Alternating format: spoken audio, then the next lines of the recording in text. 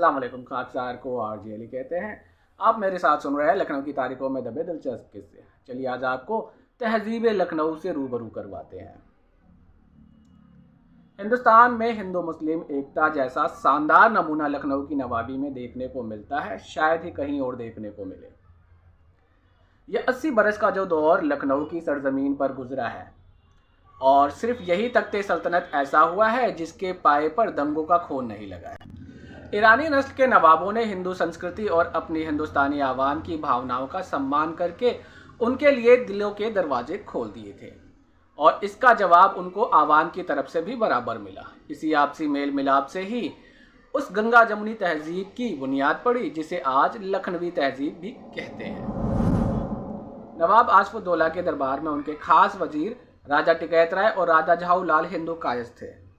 उनके अलावा गोविंद राय उनके नायाब हुए, जो नागर ब्राह्मण थे। राजा टिकैत राय को नवाब साहब अपना सबसे अजीज दोस्त मानते थे, और राजा झाऊलाल की जुदाई तो उनके लिए जानलेवा सितम बन गई थी।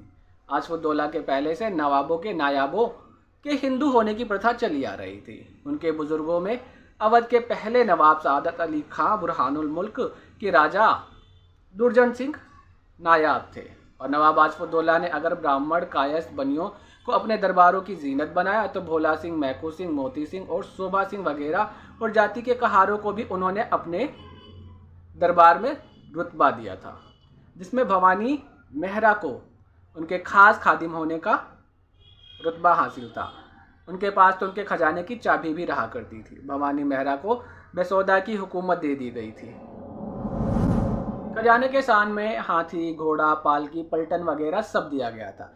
नवाब आशफुद्दौला के वक्त ही ऐसबाग लखनऊ की रामलीला शुरू हुई, जहां बैरागियों के डेरे बस गए। बाबा फतेह चंद का उदासी वाला गुरुद्वारा बना और बाबा हजारा की गद्दी कायम हुई। यहाँ टिकैतगंज का पुराना हनुमान मंदिर नवाब आशफुद्दौला का ही बनवाया हुआ बताया जाता है। मंदिर कल्याणगिरी और अस्थल बाबा गोमती दास के लिए भी उन्होंने दान दिया था। उनके शाही फरमानों से रामलीला में चंदा देने के पट्टों का भी जिक्र मिलता है।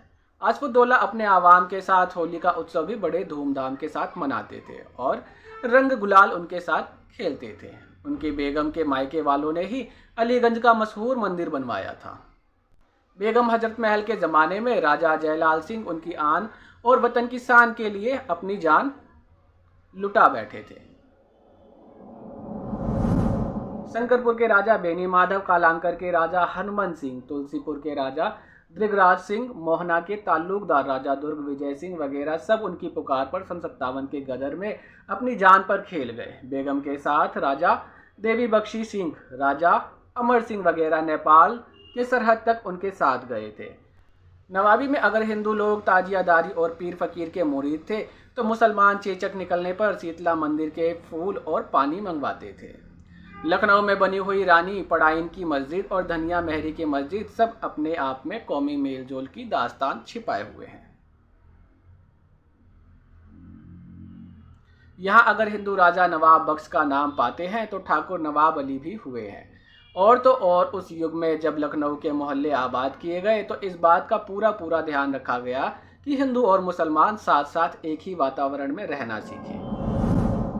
इसी गरज से हुसैनाबाद के साथ साथ रामगंज भी बसाया गया। इसी तरह राजा बाजार के साथ कटरा, अबू तारा खां, गणेशगंज के साथ कसाईबाड़ा, फूलबाग के साथ हुसैनगंज, ठाकुरगंज के साथ नवाबगंज और टिकैतगंज के साथ मेहदीगंज की बस्तियां आबाद हुईं। दरअसल नवाबी का वह ज़माना आपसी मेलजोल का ज़माना था, और तारीख गवाह है कि इसके चलते यहाँ कभी हिंदू और मुस्लिम का कोई दंगा कभी ना हुआ। आप सुन रहे थे मेरे साथ लखनऊ की तारीखों में दिलचस्प किस्सा, तहजीब लखनऊ। खाकसार को आरजे अली कहते हैं। मिलते हैं फिर आपसे यहीं फिर किसी नई दास्तान के साथ। तब तक के लिए खुदा हाफिज।